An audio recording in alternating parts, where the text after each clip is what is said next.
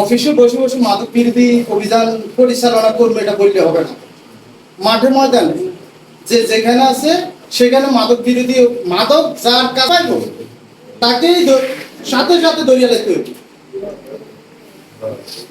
শেখ হাসিনা যেরকম কাপড় টোকায় হানো নিজের কাপড় মানুষের হাতে দিয়ে গেছে, সমাজ থেকে মাদক বিরোধীদের যেন তাদের এই কাপড় থুই এই এলাকা থেকে চলে যাইতে হবে। হয় ভালোই থাকবি না এলে এলাকা ছাড়বি।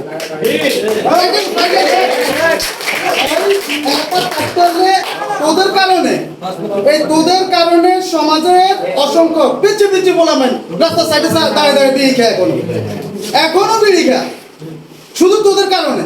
রাস্তার দাঁড়ান জানা গাঁজার গন্ধে এলাকার চলন জানা এই প্রান্ত থেকে এই প্রান্ত জিয়ে না যা সব কিছুর সাথে যুবলীগ জড়িত। এই প্রান্ত থেকে ওই প্রান্ত থেকে দক্ষিণ উত্তর কিচ্ছু ডাকে নাই।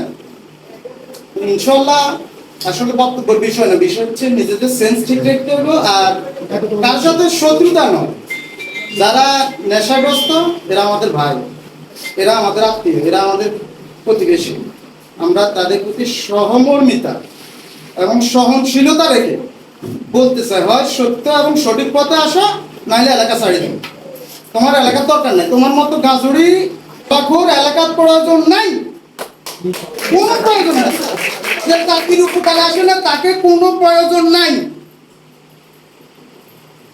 তো সর্বশেষ এটা বলে আরেকটা কথা বলি, আমরা যেখানে যে এখন যে একত্রিত হয়েছি আপনারা আমার একটা রিকোয়েস্ট রাখবেন, সেটা হচ্ছে আগামী শুক্রবার আপনারা যার মসজিদে মাদক বিরোধী অভিযানের জুমাতে মসজিদে বলে দিবেন। আমরা তৈরি কারো গায়ে হাত দিতে চাই না, আমরা কারো ক্ষতি করতে চাই না। আমরা চাই আমাদের ভাইরা আমাদের কাছে ফিরে আসুন, আমরা সব তাদের সাথে কোলাকুলি করি, একসাথে চলি। আর এটা যদি চলতে না চাই আমাদের সমাজে আমরা অন্যায়কে দিতাম না ইনশাল্লাহ। আমার ছোট বাচ্চা রাস্তাতে আসতে পারে না, সিগারেটের ধোঁয়ার গন্ধ, আমি ওইটা দিতাম না।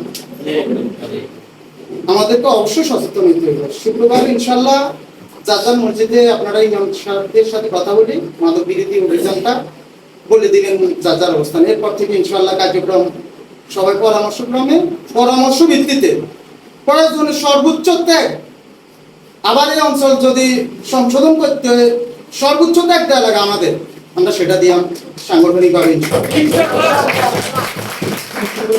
আমি আমার সংক্ষিপ্ত আলোচনা এখানে শেষ করছি। আল্লাহ হাফিজ, আসসালামু আলাইকুম।